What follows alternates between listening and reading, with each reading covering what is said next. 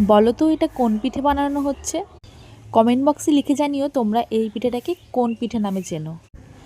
আমাদের এই পিঠেটাকে বলে সাজের পিঠে, আবার চিতই পিঠেও বলা যায়, আবার অনেকে বলে সরা পিঠে। যেহেতু এই মাটির সরার মধ্যে এই পিঠেটাকে বানানো হয়, তাই অনেকে সরা পিঠেও বলে থাকে, আর সাজের পিঠেও বলে থাকে, আবার অনেকে বলে চিতই পিঠে। আর এই পিঠে সবসময় কাঠের উনুনে সবথেকে ভালো হয়। কাঠের উনুনে করলে না একদম সেই ক্ষুদ্র ক্ষুদ্র জালি জালি তৈরি হয়, যেটা খেতে খুব ভালো লাগে। আর এই পিঠে গরম গরম তোমরা যদি খেজুরের গুড় দিয়ে খাও না, একদম কি বলবো, দারুণ লাগে খেতে। অনেককে দেখেছি আবার চিকেন কষা দিয়ে খেতে। তোমরা কি কোনোদিনও চিকেন কষা দিয়ে ট্রাই করেছো এই পিঠে? আমরা কোনোদিনও ট্রাই করিনি, তবে ইচ্ছা আছে একবার চিকেন কষা দিয়ে ট্রাই করার।